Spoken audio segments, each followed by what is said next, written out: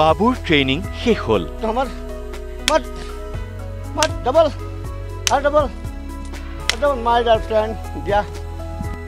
এতিয়া ফিল্ডত নামিছে বাবু। মন্দিৰত যাই নমস্কাৰ কৰিব। হেণ্ডশ্বেক দিয়াৰ পৰা সুৰেৰে আশীৰ্বাদ দিয়ালৈ।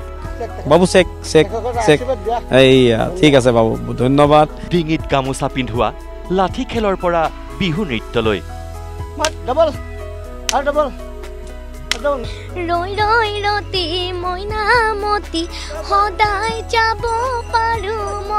নিজৰ ব্যতিক্ৰমী কাৰ্যৰে বাবু হৈ পৰিছে সকলোৰে আকৰ্ষণৰ কেন্দ্ৰবিন্দু।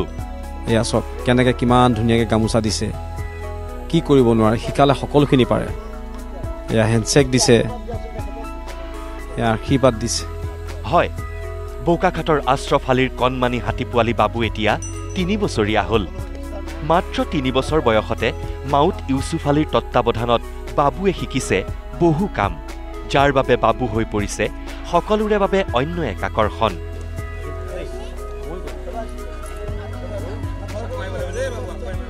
বাবু যলৈকে যায় তাতেই সমাগম হয় অজস্ৰজনৰ।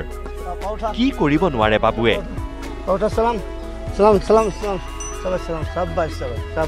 চাওক, কণমানি নাচনীৰ সৈতে বিহু নামৰ তালে তালে বাবুৰ নৃত্য।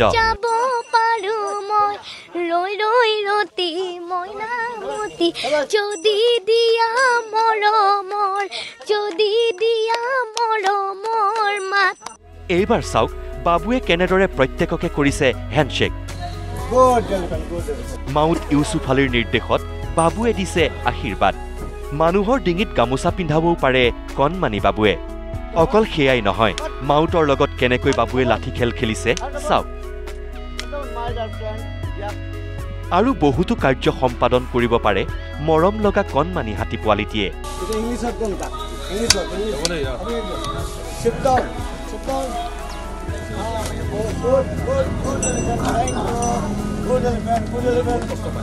আৰু বাবুক এই সকলো শিক্ষাৰে শিক্ষিত কৰি তুলিছে মাউত ইউছুফ আলীয়ে।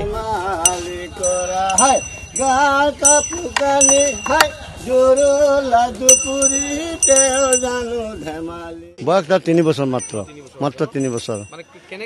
এই শিকোৱা কামটো এইটো ফান্দিগিৰি কামত থাকে, ট্ৰেইন কৰা মানুহ এইটো ভিতৰত আছে, মই শিকাই থাকোঁ। মই এইটো বুলিয়ে নহয়, বহুত হাতী শিকাইছোঁ। জিতেন গগৈ হাতী 2টা, লক্ষীমণি মহাদেৱ, এপিনে তিনিচুকীয়া সাবজানৰ আপোনাৰ ছিদ্দিক আহমেদৰ হেৰি হাতী, লম্বু হাতী ইউটিউবত দেখাই পায়।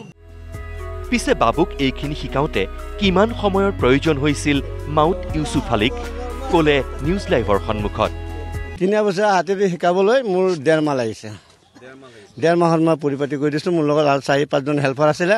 মই খালি ট্ৰেইনে কৰোঁ। আৰু ইয়াৰ খানা পিনাৰ কথা আছে, আনাৰো কথা আছে, চাফা কৰাৰ কথা আছে। ইয়াক খাবলৈ বোলে লেতেৰা হয়, লেতেৰাবিলাক চাফা কৰি মানুহ বেলেগ দিয়ে মালিকে, আৰু 2জন মানুহ খানা যোগাৰ দিয়ে, 2জন মানুহ চাফা চিকুণ কৰে। মই মানে তাৰ ডিৰেকশ্যনবিলাক কৰোঁ। বাবু ব্যতিক্ৰম, বাবুৱে সকলোৰে মন জয় কৰিবলৈ সক্ষম হৈছে। আমি আশা কৰিছোঁ যে বাবু অসমৰ ভিতৰতে এনেকুৱা ধৰণে বাবু আগবাঢ়ক, যাতে বাবু যোৱাৰ লগে লগে তাত অগণন জনতাৰ ভিৰ হয়, বাবুক চাবলৈ বহু লোকৰ সমাগম ঘটে।